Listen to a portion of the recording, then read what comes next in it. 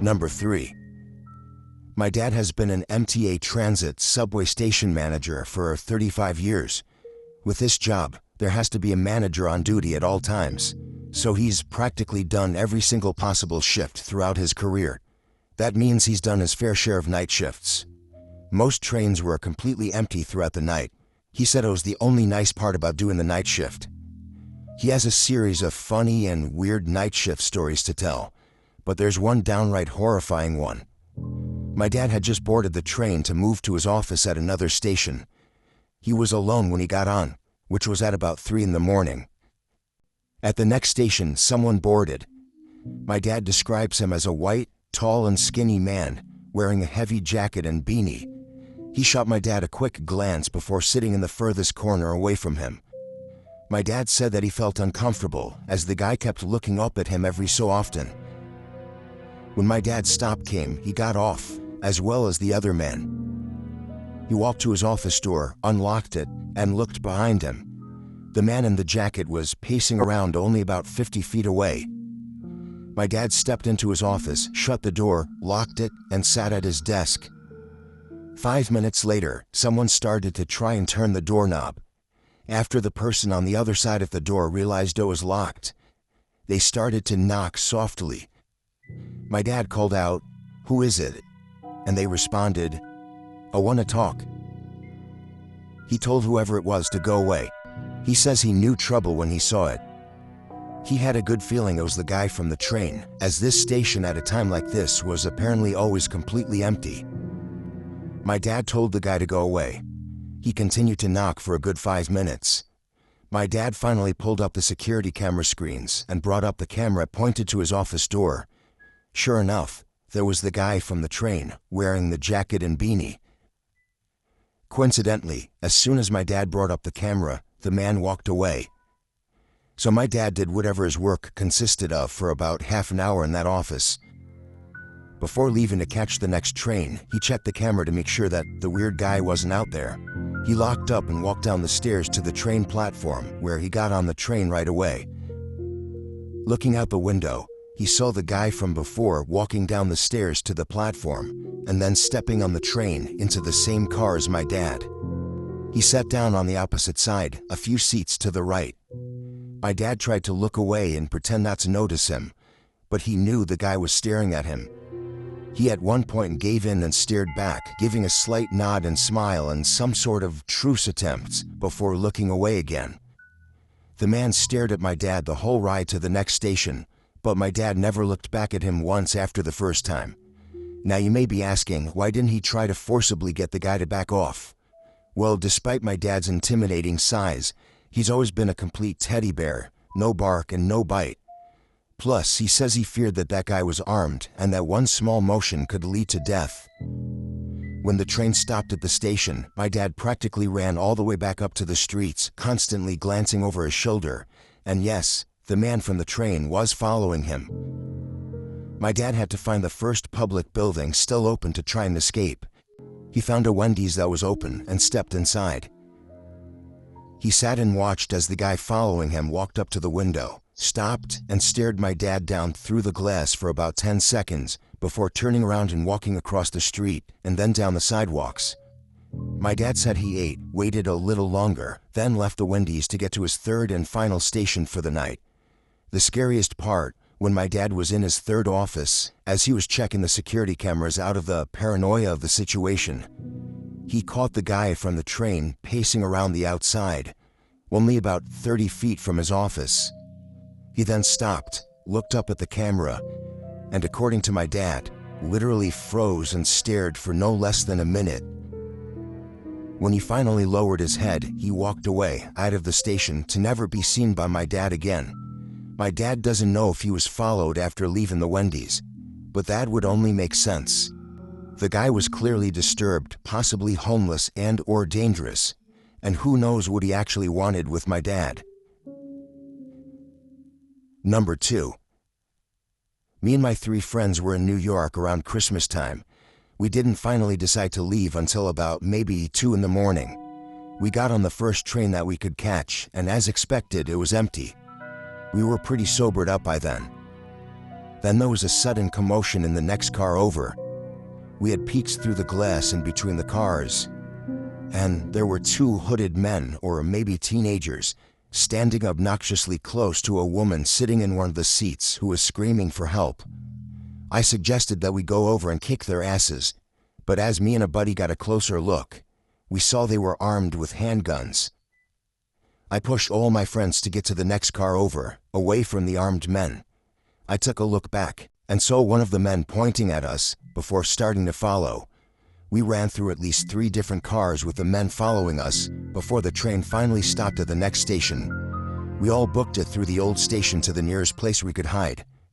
I got separated from my friends, so I went to hide behind a garbage can. I could hear my chaser's shoes hitting the tiled floors, so I knew I had no time to find a better hiding spot. I peeked through the opening at the top of the bin. I could get a better look at them now. One was black, the other was Indian, and they were both really young looking.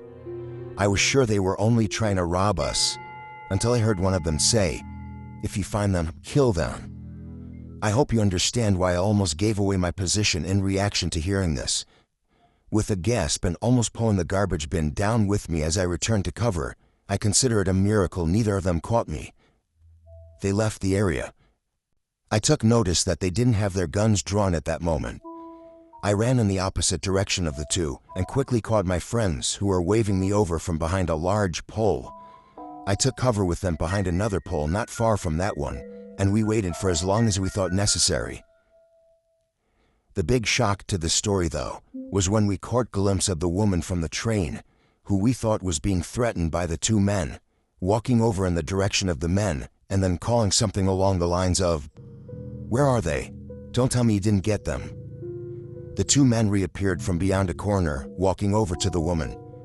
The rest of what they said was too low to pick up on. They walked back down the stairs to the platforms, and as we could guess, waited for another train to run their trap again. At the very least, we called the police and reported what was going on, but I have no idea if they were ever caught. Number 1. My name is Danny, I'm 22 years old, and this was the most horrifying experience of my life. I live and work in New York City, but I don't have a car, so my main mode of transportation is the subway. It was a Saturday night. I was on my way home from a party in the middle of the night. I did this about every other weekend, so I was completely fine with taking the subway alone at night. Walking down the steps, entering the underground without a soul in sight, it was always a bit chilling. This specific station was very tightly spaced. As I was walking, I could almost feel as if I were being watched or followed, along with the occasional echoing bang-type sound emitting from an unknown location. I was early for the train, so I sat on a bench and waited. This is something straight out of a horror movie. I heard this exact phrase. "Psst, over here, buddy." There was somebody standing on the tracks inside the tunnel, poking his head out and looking at me. It was a filthy-looking man, I'd say in his early 40s. He gave me a smile, a horrible yellow smile with at least 3 teeth missing, and I could tell that even from where I was sitting. I did the best I could to pay no attention to him, but he wouldn't go away.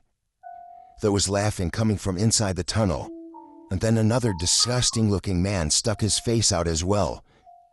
This man gave me a nasty smile as well, before telling me to come hang out with them in the tunnel. The way they stared at me, though, their eyes wouldn't even move. It's as if their sight was locked onto me. I resumed doing the best I could to ignore them and just wait for the train. I noticed in my peripheral vision that one of the men moved away into the tunnel, returning moments later with another face. I had to look again. There was a third face, but this one was hunched over and lifeless. It looked like one of the men were holding the guy's face up. The sound of the train approaching felt like 1,000 pounds off my shoulders. I got up ready to board the train, but when I got closer to the edge of the platform, I nearly threw up at the sight. The two men were going back into the tunnel, but the second man in the back was holding something in his hand. A head. Just a head. like a decapitated head. They disappeared from sight onto the side of the tunnel. As the train stopped, I got into the first car, planning on warning the conductor, but no later than after we left the station. I didn't want to be there a second longer.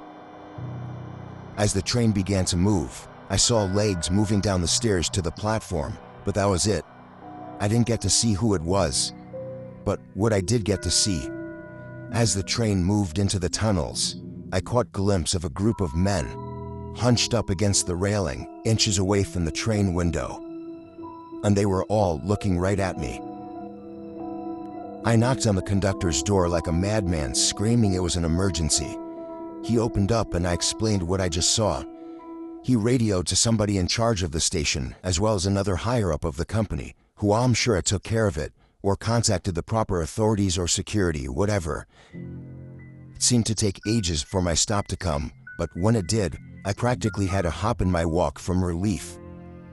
I have since been to one party at the same friend's house, but I skipped that station. I decided it was worth it to take the extra long walk to the next station. I don't know if weird shit happens often in the subway at night. In my experience prior to this incident, it never did. But after this experience, I think I should say you should be extremely cautious when in an isolated place, like a subway station late at night.